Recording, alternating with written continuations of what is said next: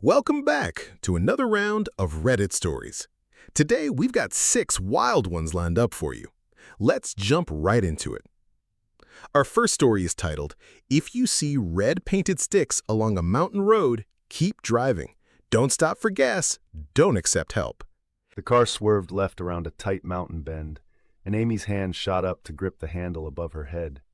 Tyler, behind the wheel, smirked. He'd been showing off for Lila, who lounged in the back seat. From beside her, Matthew leaned forward. "Dude, quit riding the clutch down the hill. You're gonna burn it out." Lila groaned and slumped lower in her seat. I'm bored. Why couldn't we go to summer festival instead? At least that's fun." She kicked the back of Amy's seat. Amy laughed. "Because nobody wants to waste money on some shitty music festival." Tyler flicked the radio on. The speakers instantly howled with static. "Fuck!" Amy lunged forward, spinning the knob to kill the volume. "Sorry," Tyler muttered, fumbling with the buttons.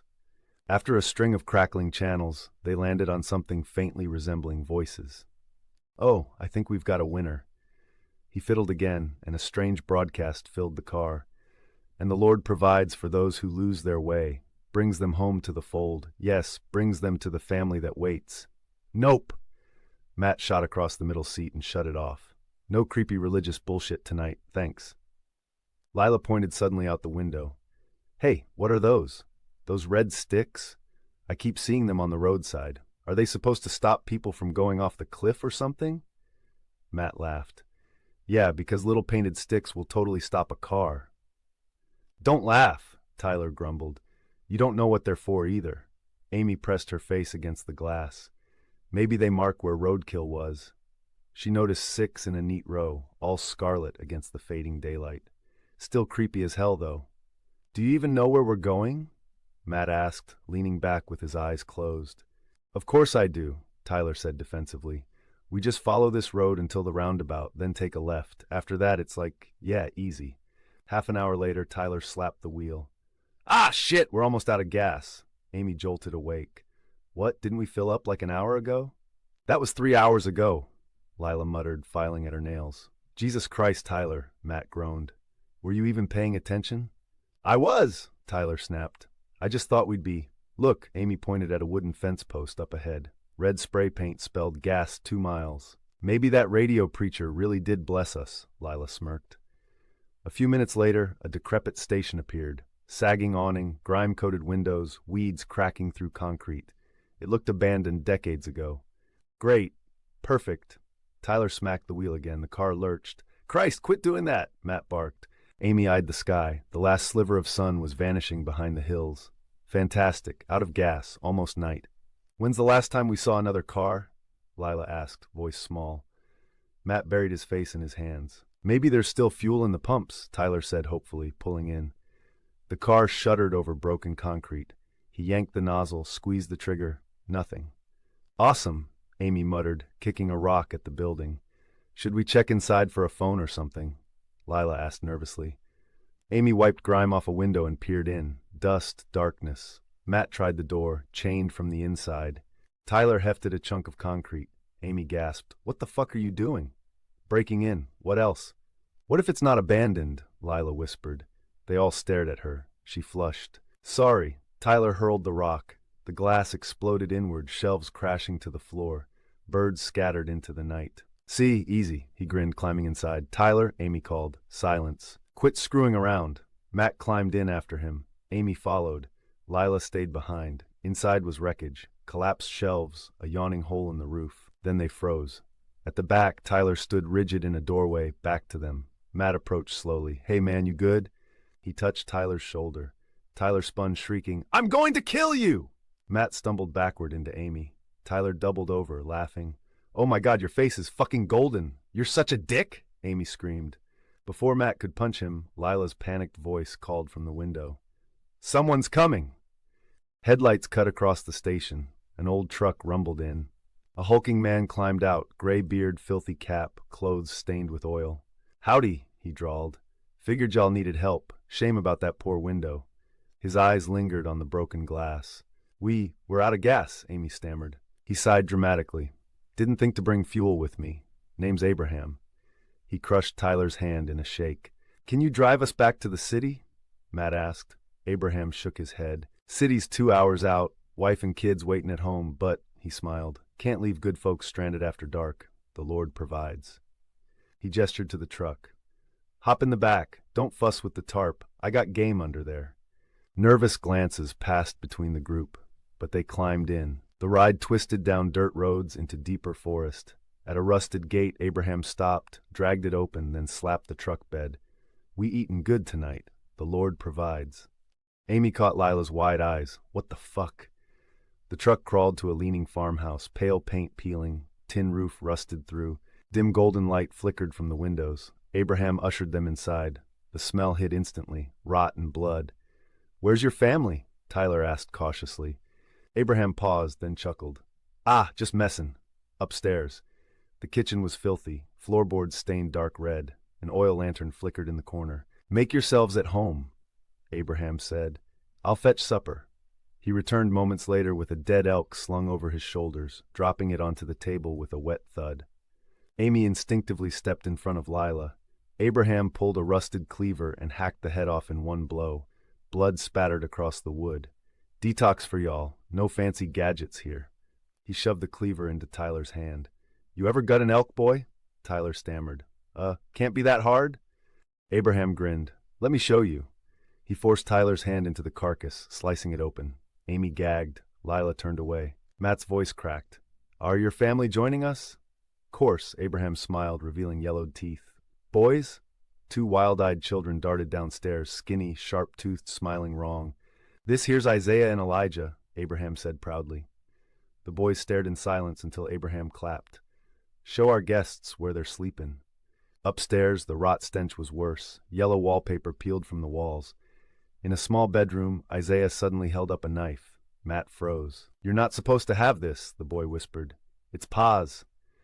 The brothers giggled and bolted down the hall. Dude, we're fucked, Matt hissed. Tyler tried the window, nailed shut. They devised a plan, slip out one at a time, claiming to use the outhouse. Tyler revealed he'd stolen Abraham's keys. Relief flooded Amy. She went first, sneaking into the night air.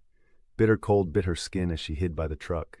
Lila soon joined, then Matt. All of them doubled over with stomach cramps. Fuck, it's the meat, Amy groaned.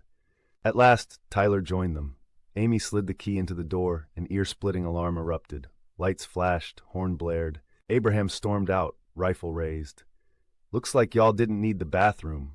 The first shot tore into the truck door. They bolted. Run! Matt screamed, dragging Lila. Another shot cracked. Lila collapsed face first into the dirt. Amy froze, horrified, before Matt yanked her forward. They sprinted. Matt stumbled, vomited red-brown sludge, clutching his stomach. A bullet ripped through his knee. He howled. Amy tried to drag him, but the next shot hit his throat. Blood sprayed hot across her face. She fled alone, stomach burning, vision spinning. Abraham's voice rang out sing-song, come out, wherever y'all are. She collapsed behind a tree, unable to move. Footsteps. Abraham loomed above, moonlight outlining him. He lowered his rifle. Looks like I got me a live one. Before he could strike, a rock smashed into his skull. He dropped like a stone. Tyler stood panting, clutching the bloodied rock. Can you walk? He begged, hauling her up. They staggered to the truck. Amy sobbed. What about Matt and Lila? We'll come back, Tyler shouted, terror in his eyes. He started the engine. The boys appeared in the farmhouse doorway, watching. The truck rammed the gate, metal screeched. They spun into a tree. Darkness. Amy woke coughing, smoke filling her lungs. Tyler was being dragged from the cab. Hands seized her too, hauling her into the cold dirt. Her vision blurred, stars overhead. Crack, a gunshot jolted her senses. Through the haze she saw Abraham, rifle steaming, alive, with his sons at his side. Tyler lay motionless in the dirt. She tried to scream, but nothing came. Abraham stepped forward and smashed the butt of his gun across her head. Everything went black. And that wraps up this one. Let's move on to the next. Our second story is, I work as a DoorDash driver, and I think my last delivery was alive. It was supposed to be an easy gig, just a simple part-time delivery job. I figured I'd make some extra cash, help with rent, chip away at my credit card debt. But for a job that only involved dropping off food, things went from mundane to dangerous a lot faster than I could have imagined. At the time, I was already working in a warehouse during the early morning shift and finishing before noon. I hadn't planned on getting a second job. My pay covered the essentials, until my roommate suddenly moved out to live with his girlfriend. No warning, no help, just gone. That left me in a financial hole. That's when I turned to delivery work. DoorDash or Uber.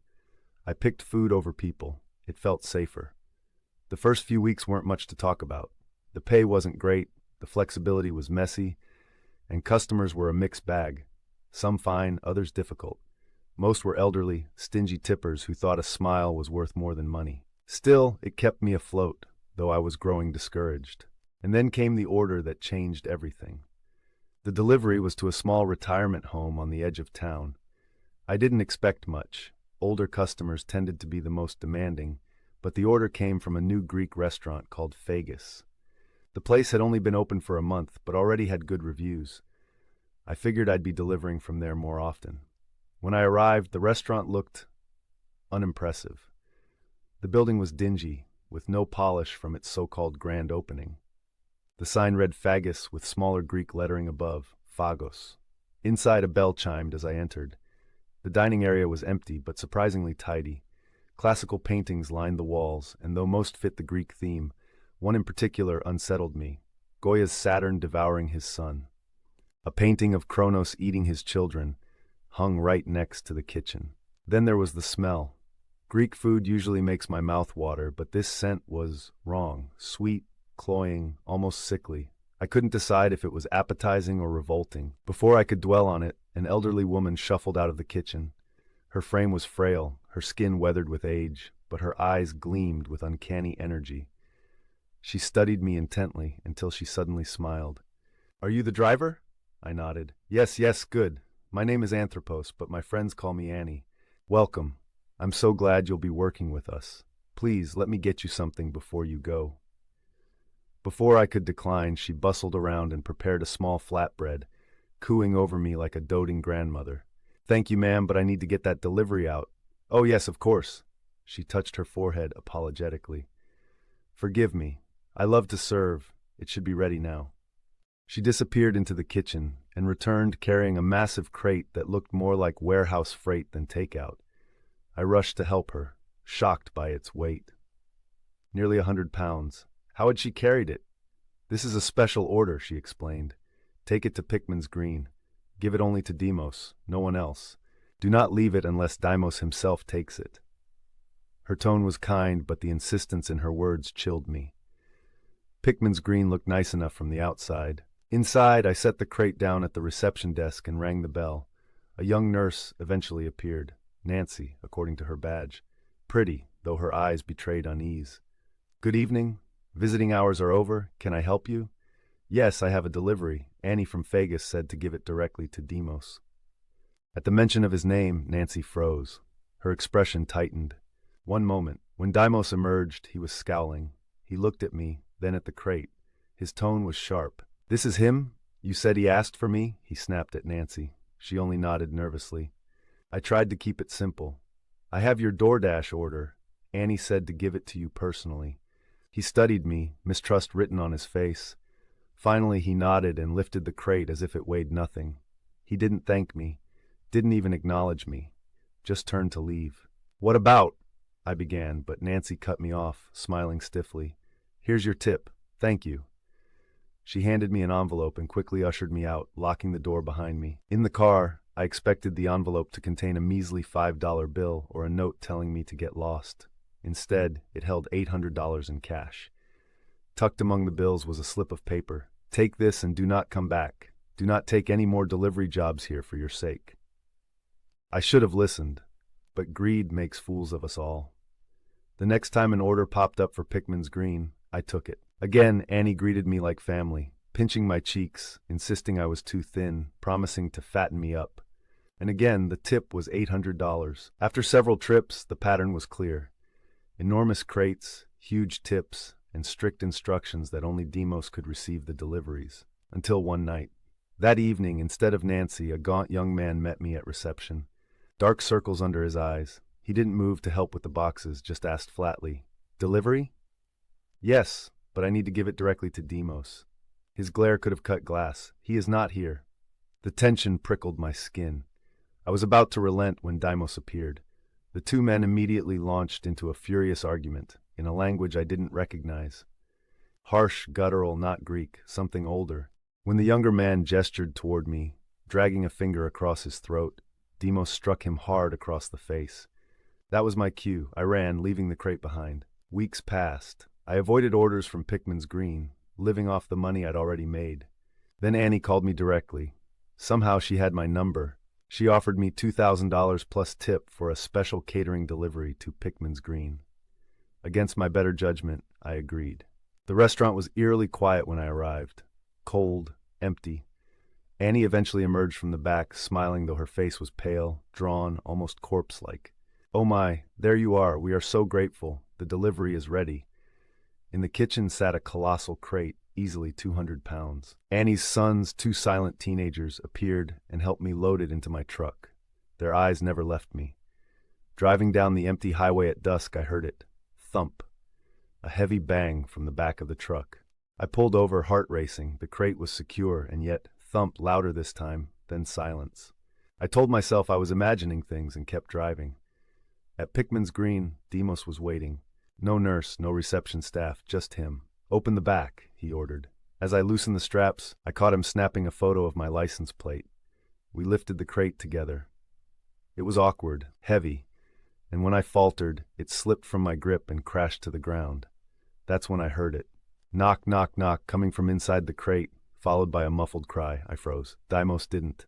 His angry scowl melted into a grin, revealing needle-like rotten teeth. He handed me an envelope. "On second thought, I'll take it from here. Seth will help me." The young sleepless man appeared again. Together they hefted the crate. The banging inside grew frantic. As they carried it away, I heard it. A voice, faint but clear. "Help." I left in a daze. Horror churned in my gut. Someone was inside that crate. I thought about calling the police, but fear rooted me. Annie had my number, maybe my address. Still, the pieces clicked together at last. Anthropos Annie, Phagus, Annie's Phagus, Anthropos Phagus, Anthropophagus. The word chilled me, cannibal. Now I know what was in that crate, and I'll never make another delivery there again. That was a crazy one. Now on to the third story. Next up, we have every year the seniors at my school play hide and seek. Every year, the graduating seniors at my school play hide and seek. My name's Declan, and I'm in my final year at Rowhurst High. The game is a long-standing tradition among the seniors. On a chosen night, everyone heads down into the stormwater tunnels under Greenwater Bay and plays a massive round of hide and seek. It always happens near the end of the year as a send-off. It isn't sanctioned by the school. It's more of a secret ritual that students pass down. Teachers know about it, but most just turn a blind eye. From the moment you enter Rowhurst as a freshman, you hear rumors about the game. Seniors never talk about what really happens, which only makes it more mysterious. People whisper all kinds of things, from wild parties to cult-like ceremonies. The one certainty is that each year, a single senior is chosen to run the game. My older brother Sam was the organizer a few years back. When I tried asking him what happened, he shut me down immediately. This year, the buzz around school was stronger than ever. My friend Millie told me that Ryan, some guy I barely knew, had been picked as this year's leader. One afternoon, Millie pulled me into an empty classroom.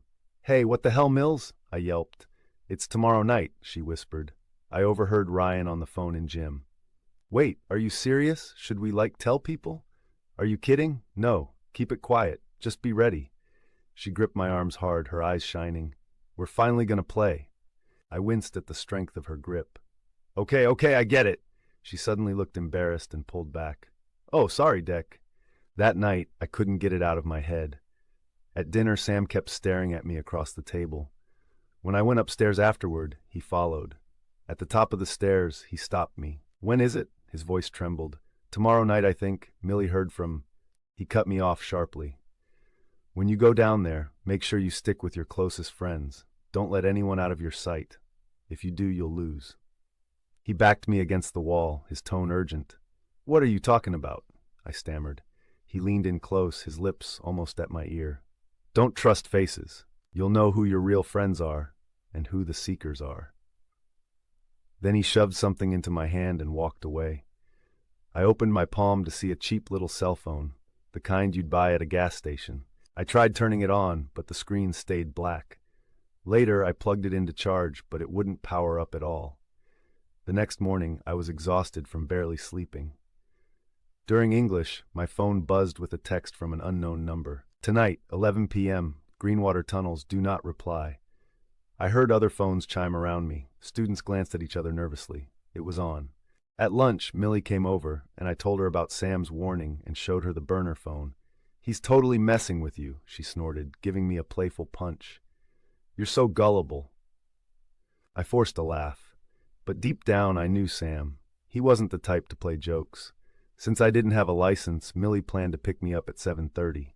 I'd sneak out. At dinner that night, Sam's eyes burned holes into me. I thought about backing out, about calling Millie and bailing, but I couldn't. The curiosity was too strong. At 7:26, Millie texted, "Outside, hurry up." I pulled on a jacket, pocketed Sam's phone, and slipped out the back door, hopping the fence to avoid the sensor light. We drove in silence. The anticipation had Millie buzzing. "What if there's actually something bad down there?" I asked carefully. "Like what? A giant Harry Potter snake?" she scoffed. "Your brother's fine, isn't he? Nobody's died from this before." She had a point. She parked at McDonald's a block from the tunnels. Groups of seniors did the same, walking the rest of the way. At the entrance, Ryan stood in front of us, clearly nervous. "All right, guys, so this is hide and seek." He looked down at his phone and continued.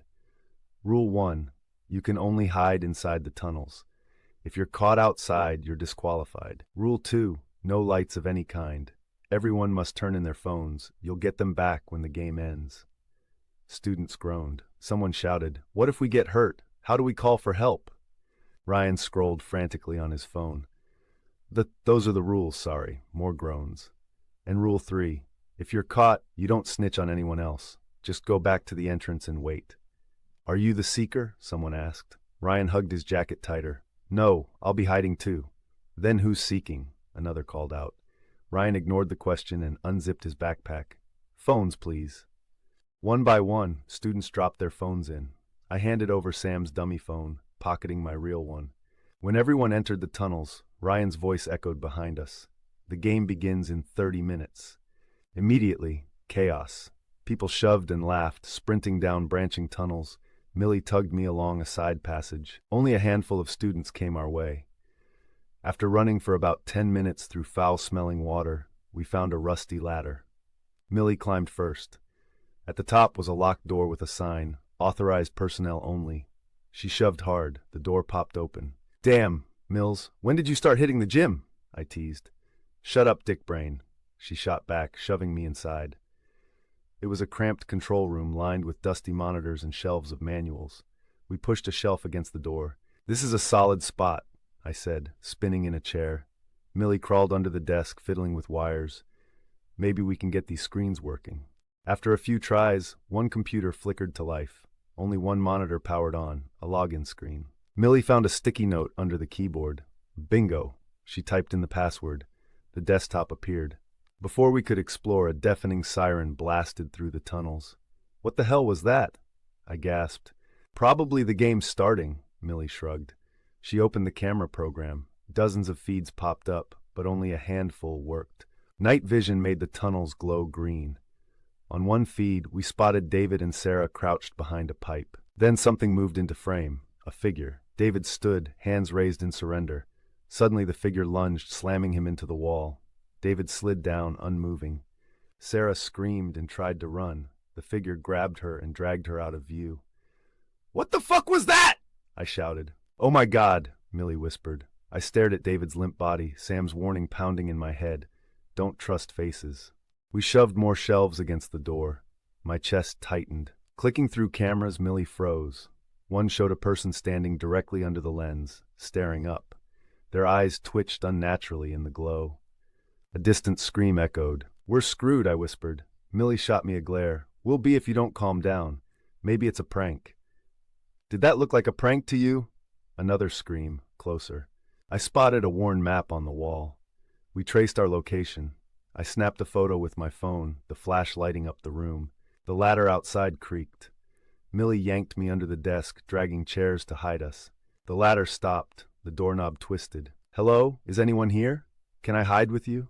A soft, feminine voice called. Millie glanced at me. I shook my head violently. The voice pleaded again, then chillingly it doubled, two voices speaking at once. "What the fuck?" Millie mouthed. The door slammed. One shelf toppled. Millie crushed my wrist in panic. Then, footsteps on the ladder, running away. Millie dragged me out. "We have to go now." We slipped out, creeping down the ladder as quietly as possible. Near the bottom, my foot slipped. The metal groaned loudly. Footsteps thundered toward us. I leapt down, nearly slipping on the wet floor. Millie hauled me along as we sprinted. She pulled me into a shallow alcove. We pressed flat as something sprinted past. The stench was unbearable. When it was gone, we bolted. "Map!" Millie hissed. I fumbled my phone out. "Right!" I shoved her that way. Suddenly she tripped. I shone my light and gagged. It was Sarah, twisted and broken, her face frozen in a scream. We ran faster, turning until finally we saw pale moonlight at the exit. We burst out, collapsing on the grass. I tumbled down the hill, scraping myself bloody. Dizzy, I staggered up and found Millie at the entrance. "You're bleeding," she gasped. "I'm fine," I lied. "We need to call the cops." "And say what? No one will believe us. The only way they'll believe is if we bring Sarah's body." "You've lost your mind. I'm not going back in there." Her grip tightened on my arm. "We need proof. You're not letting me go in alone."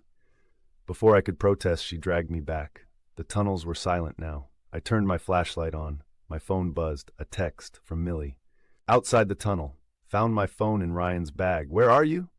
I froze. Slowly, I looked at the girl beside me. For the first time, I really saw her face. My stomach lurched. She smiled faintly. "You broke the rules, Declan."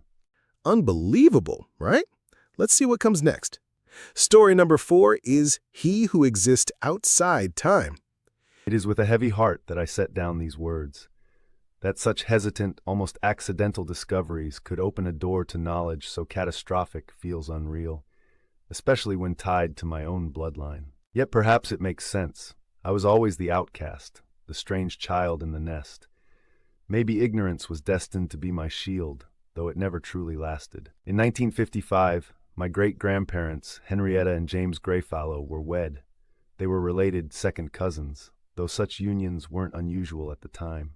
Even when I glance over the faded photographs of that day, an indescribable unease creeps over me. The wedding was decorated with statues, monuments the likes of which I have never seen again. Their designs varied so wildly that it would take hours to fully describe them all, but one in particular has stayed lodged in my memory. A figure carved from pure white marble, crowned with vast gray horns, its face unmistakably draconic. Its eyes, jet-black pits, stared directly out of the photograph, and even as a child I felt them lock onto me across time. My mother once whispered that these were the true faces of angels. But if they were holy, if they were benevolent, then I would not now feel compelled to write these words. Another thing, the guests at the wedding, they wore long black robes, their faces completely hidden. Instead of flowers, each carried a torch or candle flame. After the ceremony, Henrietta and James moved to a seaside town. I visited that place often as a child. Each time it filled me with a sense of dread I couldn't explain. Despite its wide streets and large circumference, there never seemed to be more than a handful of townsfolk visible. When we did see them, they smiled at us. As a child, I thought the smiles were mocking. Looking back now, I realized there was something else in them. Anticipation, eagerness. The town itself behaved strangely, as if its layout was never fixed. Shops would appear in new places. Entire streets would exist one day, vanish the next. Once I slipped between two buildings and found a room waiting there, though no such space should have been possible. It was wider than the gap between the buildings, and yet it fit seamlessly. The walls of the room and the walls of the buildings beside it both continued straight down to the ground, intersecting impossibly. There was no architectural trick, no curve or angle that might explain it. It should not have been there, but it was. That was the first time I realized the town was not ordinary. After their marriage, Henrietta and James had 2 children, my Uncle John and my mother, Alexandria. In 1975, Uncle John ended his life in a horrifying spectacle. He broke into a public swimming pool carrying a gallon of gasoline. He doused himself, lit the flame, and as he burned, he hurled himself into the water. Witnesses heard him screaming, "They're trying to drag me into the sea. I can't stop dreaming of him." John had long struggled with paranoia and depression. My grandparents had taken him to England, thinking a change of scenery would help. Instead, it ended with tragedy, and his story was picked up by the news. He wasn't the only one who died that day. Many of those inside the pool with him perished as well. At his autopsy, the coroner discovered something unspeakable. Inside John's brain was another set of eyes embedded in the frontal lobe, and in the parietal bone, small silver horns had begun to form. This information never reached America. It was buried, suppressed so completely that even beyond Fairbury, the town where the coroner lived, no one heard of it. Years later, in 2012, that same coroner took his own life. His suicide note contained only these words: "I finally see what the boy meant. I have looked into his nebulous eye, and he has looked into me. For the first time I understand fear. He should not exist. His song, it cuts into me, venomous and endless like his gaze. Wanda, my love, I pray he never notices you." When I began working in a nursing home years later, driven by questions I couldn't silence, I encountered Wanda herself. She was elderly by then, fragile. When I asked her about her husband's words, about who he was, she collapsed into hysteria. Her shrieks were so violent I feared she might die right there. When at last she managed to cry out, "Get out!" her voice was not her own. But I digress. This story must return to my mother. Her relationship with my grandparents had always been fractured, and I believe it worsened after John's death. He was the favorite child, their prince, and after he was gone, my mother was given his unused college fund and sent away for an education. She pursued medicine, eventually becoming a doctor. It was in Australia that she met my father, a surgeon. They married soon after. But years earlier, while in college, she and her friends made the mistake of using a Ouija board at a birthday gathering. My mother claimed that whenever her fingers touched the board, she could smell the sea. Though they were nowhere near the ocean, and no lakes lay within miles, they continued until the board spelled out a chilling phrase, "I can see you, Amy." Then violently, the board flew through the window, the lights died, and the house fell into darkness. From the hall came the sound of something wet and heavy, rushing closer. The door burst open, and in the pitch dark the girls saw it, a presence, inhuman, advancing toward them. They froze in terror until the dawn came. By then, it was gone. Only damp, alien footprints remained, prints that resembled nothing human. In 1985, I was born. My first memory is one of drowning. I was an infant, placed gently into water, perhaps during a baptism, perhaps during something else. I nearly died. I remember the strange sound, a discordant harmony rising up from below. Just before I slipped under for good, I was pulled out. My mother's face hovered above me. The look in her eyes never left my mind. At the time, I couldn't name it. Now I would call it the look of someone thinking, "What have I done?" As I grew, her behavior worsened. At work, she managed well enough. Her busy medical practice kept her grounded. But at home, she was unsettling. I would find her standing in bizarre poses, gargling salt water, humming strange tunes. Sometimes at night she appeared soaked, whispering guttural syllables in a language I didn't recognize. In daylight, she was paranoid, always glancing behind her, always warning me away from swimming pools, from gasoline. As she aged, her delusions grew darker. Though far too old to conceive, she became convinced she was pregnant. She spoke often of a son she would bear. At that time, strangers, descendants of my grandmother's old acquaintances, began appearing in our home. They stayed overnight, surrounded her with praise, even kissed her feet. I remember waking one night to find them painting her skin with veal blood, tattooing strange symbols upon her body. My father was away in the Gulf War, unaware of what was happening. I was too young to explain, too afraid to speak. Eventually, her supposed pregnancy was exposed. She never stopped menstruating. Her belly never swelled. A doctor confirmed what was obvious. There was no child. After that, her cult-like visitors vanished. She seemed normal for a brief while. But soon the paranoia returned, now paired with violent outbursts. My father finally divorced her, taking me with him. I didn't see her again for many years. Life went on. I became a nurse, married, had children, Julian and his sister. My father passed away in an accident, falling overboard while working as a deckhand. The company insisted it was misfortune, but I was not convinced. Then, one September night, everything changed. Julian was 3. He woke me after a long shift, trembling, nearly in tears. "Mommy," he whispered, "there's someone outside the window. She looks big and gross, and she's making this noise." He opened his mouth and mimicked it, a low croaking sound, halting, wet, like a frog's ribbit stretched into something unnatural. The sound turned my blood cold. I grabbed my pistol from the nightstand and rushed into his room. I prayed it was only a nightmare. But she was there. Her skin was white as bone, glowing faintly in the shadows. She looked like a corpse bloated by years of rot. The window glass lay shattered behind her. She fixed her eyes on me, opened her mouth and released the croaking noise. Slowly, deliberately, she raised one long pale finger and pointed at me. Then she ran. I fired once, twice, again and again until the gun clicked empty. The bullets tore through her, but they didn't slow her. She closed the distance until her face was nearly pressed to mine. I felt her coldness seep into my skin. I smelled her breath, sweet, rancid, rotting. And then she vanished, as if she had never been there at all. I cannot go on tonight. There is more, my encounter with him himself. But writing this far has drained me. Another time, perhaps, but not now. That one definitely caught me off guard. Let's keep it going. Our 5th story is The Confession.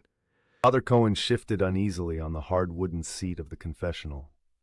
The woman on the other side hadn't admitted to any crimes, but the weight of her words so far made it clear her troubles ran far deeper than she was willing to say outright. "I feel like I'm losing my mind, Father," she whispered.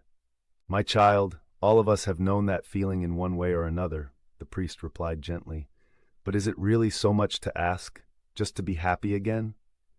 "Tell me what has happened," Father Cohen encouraged, hoping she would open up more. The woman drew in a shaky breath before sighing. "It's been 2.5 years now. 2.5 years since that cursed sickness claimed my husband. 36 months since I lowered him into the earth. I mourned, Father. I drowned in sorrow, in loneliness." Her voice cracked as she fought back a sob. The grief that had lived inside her for years clawed its way back to the surface, sitting heavy in her throat. Silence stretched between them, thick and uneasy. "I am truly sorry for your loss," Cohen finally said, offering words to bridge the pause while she gathered herself. The woman sniffled. "They always say time heals all wounds, don't they? So I tried. I really tried to hold on to whatever scraps of sanity I had left. I sought companionship. But every time I try to move forward, he's still there. I see him everywhere." Relief washed over the priest's shoulders, easing the tightness in his chest. Ah, grief, he thought. This he understood. Grief had driven countless souls to his confessional, and he had heard it twisted into guilt more times than he could count. He began forming words in his head, things to comfort her, to help her understand that what she felt was normal. But before he could speak, her quiet sobs broke through the screen. "I was faithful, Father. I was loyal. I stayed true. I stood by his side until his last breath, so why won't he let me go? Why won't he let me be happy?" "Child," Cohen said softly, choosing his words with care, "God himself says there is a time to weep and a time to laugh, a time to mourn and a time to dance. It is not a betrayal to move forward. Even in God's eyes there is no sin in seeking joy again. Think of the love you shared. Would your husband want you shackled to sorrow for the rest of your days? No, he would want you to live." He paused, waiting for her reply. Only muffled sobs answered him. Still, he pressed on. "What you feel, it may seem like betrayal, like you are wounding his memory, but you are not. Love does not demand eternal misery. Remember your vows, they ended with 'till death do us part.' The pain you feel, this guilt, is not from God. It is grief twisting your heart against you. I understand your suffering, but—" "Do you?" The woman suddenly cut him off, her voice sharper now, trembling with something far more than sorrow. Father Cohen froze at the change. The air felt heavier, and in her tone he sensed not just pain, but fear. "It's not guilt, Father," she said, her voice raw. "And it's not in my head, it's him, my husband. He's haunting me." Cohen's breath caught. "I beg your pardon," he stammered at a loss. "6 months ago I met a man at the library. His name was Ben. On our 3rd date I invited him to my apartment. We were about to kiss. My eyes were closed, waiting, but the kiss never came. When I opened my eyes, Ben was staring at nothing, frozen. At first I thought I'd misread him, but when I looked again, her voice faltered. I saw him.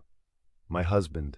Just as he looked the day he died. Hollow cheeks, cracked lips, skin sagging around sunken eyes. He was right there, looking straight at me, whispering something to Ben. Father Cohen's mouth went dry as she continued. Ben's eyes darted back and forth, like he was watching something no one else could see. I yanked myself away, shocked, and fell to the floor.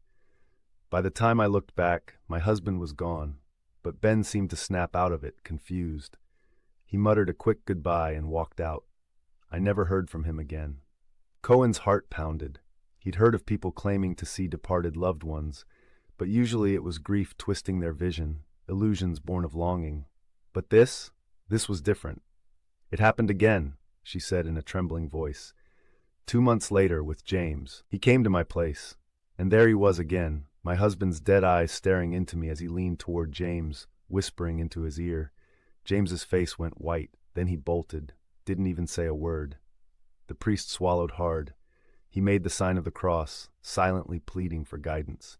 Last night was the 3rd time, she confessed.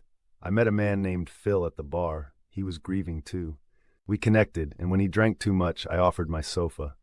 But when we reached my door, there he was, my husband, again. Whispering to Phil, I screamed at him, begged him to stop. I even tried hugging Phil, desperate for something human, something warm. But Phil's face twisted in horror. He shoved me away and ran. She broke down completely then, sobbing between words. And now it's worse. He doesn't just show up when I'm with someone. He's everywhere. At the grocery store, at the bakery, at the gas station, always beside whoever I talk to, always whispering, always staring with those dead eyes, the same look he had that night. Her words dissolved into broken sobs. When it seemed she had said all she could, Father Cohen gently asked, "What do you mean that night? What happened?" Suddenly a shiver raced down his spine. The hair on his arms stood on end. And then a voice whispered right into his ear, "Now you're asking the right question, Father." Cohen froze. The voice hadn't come from the woman's side of the booth. It was too close, far too close. His head snapped up, and the church was gone. He stood before a window, peering into a small, dimly lit bedroom. A man lay in bed, gaunt and pale, struggling against an illness that had clearly ravaged him for months. A tray sat at his side, holding a simple bowl of watery pumpkin soup. The man tried to eat, but soon doubled over in harsh coughs, his frail body heaving until he vomited blood onto the sheets. The tray toppled, the bowl shattering across the floor. The door burst open. A woman rushed in. Exhaustion clung to her like a second skin. She froze, staring at the blood, at the broken bowl, at the pitiful man gasping for air. Something inside her seemed to break. Her tears fell, but her face shifted, grief giving way to something darker. She walked to him. She wiped the blood gently from his lips. She brushed a hand through his hair, her touch tender but hollow. Then, without a word, she pressed a pillow over his face. "No!" Father Cohen shouted, slamming his fists against the glass, desperate to stop her. But she didn't hear, couldn't hear. The man hardly struggled. He was too weak. Within moments, his arms fell lifeless to his sides. The woman slowly lifted the pillow, staring at the body in silence. Cohen collapsed to his knees, tears pouring down his face. Anger and despair tore through him. He wept for the dying man, for his helplessness, for the horror of what he had just witnessed. Then the voice returned. "It is done, Father. Now you know the truth. Do with it what you will. The choice is yours." The vision vanished. Cohen was back in the booth, the woman still weeping softly on the other side. The priest drew a trembling breath, raised his hand, and made the sign of the cross.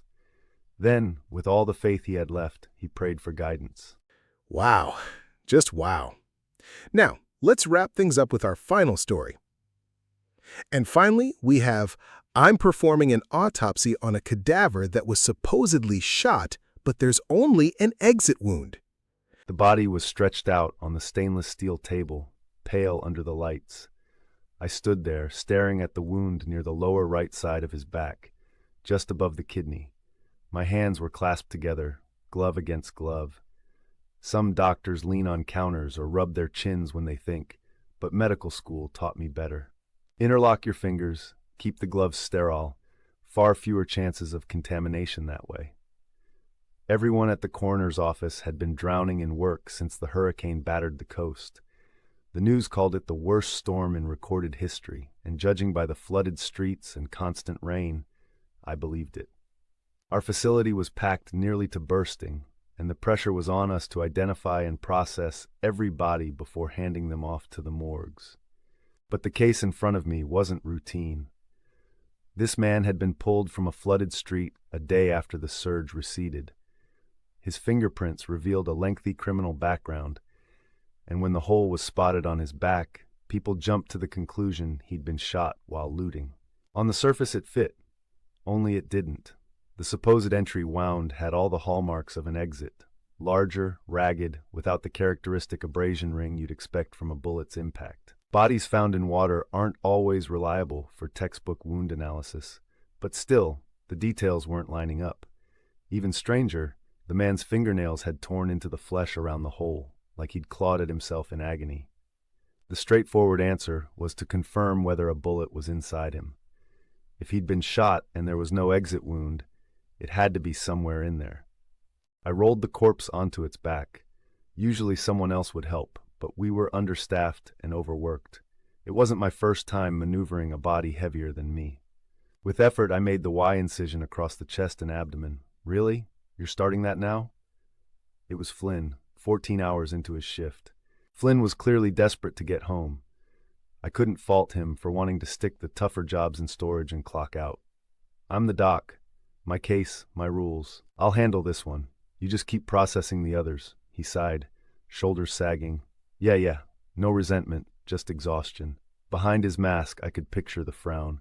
Everyone was running on fumes. Peeling back tissue, I began examining the abdomen. My eyes widened. The man's kidney was gone. Now, some people live their whole lives with just one kidney, but that wasn't what I was seeing. The blood vessels and ureter had been severed.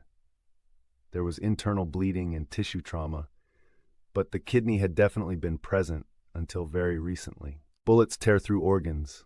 They don't make them vanish. Maybe it had shifted, unattached. Stranger things happen inside a body. Either way, I had to examine everything, so I kept going. Next, I found a gaping hole in the liver. I carefully lifted the organ free, turning it in my hands. Only one hole, no lodged projectile. If a bullet existed, this would have been the place to find it. It was massive, heavier than I'd expected. Normally a liver that size is fatty, but this one wasn't. I placed it on the scale, 2.4 kilograms. I noted the weight, removed my gloves, and flexed the stiffness from my neck. It was nearly 10:45 p.m. I'm getting coffee. Want one? Yeah, thanks. If you don't mind, grab me a water too? Good call. He was right. I'd gone 5 hours without food or water. I poured 2 coffees, stuffed water bottles into my pockets, and pushed through the swinging double doors that made maneuvering bodies or carrying too many drinks easy. You hanging in there? I asked him. Doing all right, thanks, Doc. I drained the water in one go, half the coffee next, then checked my phone. Text me when you're heading home. Love you. My husband was probably already asleep. Sleep sounded tempting, but I still had a kidney to find. Back in gear, gloves, coat, mask, glasses, I returned to the liver and froze. It looked deflated, smaller. My notes clearly read 2.4 kilos, but the digital scale now blinked 1.1 kilograms. Heart pounding, I leaned closer. A dark, wet trail streaked from the scale across the counter and onto the tiled floor. Flynn, can you come here? I'd tried for calm, but the speed of his footsteps said I'd failed. What am I looking at? What am I looking at? I waited at 2.4, went for coffee. Now it's 1.1. And that trail, I pointed. So, part of it fell off? Logical, but wrong. If it fell, why would it drag halfway across the room? And remember, this body was in the ocean water. Flynn's tone dropped. This is Bullet Guy? Yep. We stared at the smear, dark and thick at first, fading as it went. We need to find it, don't we? His voice betrayed how rattled he was. He was right. But the bigger question was what it even was. The thought kept pressing at me. This wasn't a lump of tissue. It was alive. I've handled plenty of corpses and their associated insects. But insects don't weigh over a kilogram. My best guess is an eel. Check the floor. It can't have gone far. We scoured every corner, beneath cabinets, under the instrument table. At one point, a tray clattered to the ground. I nearly jumped out of my skin before realizing Flynn had just bumped it. His nerves were fraying. So were mine. "It's not here," he muttered. "Should I check the next room?" I eyed the door. Rubber sweeps sealed the bottom snugly. Nothing could have squeezed under. "Let's think," I said. "New strategy, blacklight." He grabbed one from a drawer, snapped it on, and swept the beam toward the scale. The trail glowed a sickly yellow-green. Where it had vanished to the eye, faint glowing smears continued. "What are those marks on the sides? Do eels have fins?" "Some species, maybe," I answered, though my confidence was slipping fast. We followed the glowing track as it wound toward a gurney. My stomach lurched when the trail curled up one of the wheels and along a steel leg. At its end lay a zipped body bag. "We have to check it." Flynn didn't want to, but he helped flip it. A tiny puncture hole marked the plastic. "Oh God," he breathed, glove stopping short of his mouth. "Freezer, now, move." We wheeled it quickly down the hall. My hand went to the freezer handle, and I felt something sharp scrape my glove. Reflex told me it was just the zipper, until Flynn screamed. A strangled sound escaped my throat. Teeth, dozens, circular, radiating from its mouth. Behind them, spiny legs about an inch long gripped the back of my hand, slicing through nitrile and nicking skin. The thing's armor gleamed like bone, segmented and jointed. I barely had time to register before panic took over. I flung my arm violently, tearing the creature free. It hit the wall with a wet smack, then skittered across the floor with horrifying speed. 3 feet long, legs clacking, it slipped under the exit doors through a narrow gap. I bolted for the fire extinguisher. I didn't know if I'd smash it or spray it, but I had to stop it, had to see it properly. Flynn just stood frozen as I burst outside into the downpour. Under the yellow street lamps, rain lashed the lot. My eyes locked on a storm drain surrounded by a wide puddle. Ripples disturbed the water, moving like a fish. Then nothing. It was gone, carried back to the ocean. Soaked through, I stumbled back inside. Flynn stared at me. "Sorry," he muttered. For some reason, I laughed. "You've got nothing to apologize for. You did fine." "What was that thing?" I peeled off my glove, staring at the bloody pinpricks on my hand. "I don't know." "So it just came up from the ocean and feeds on corpses?" I shook my head.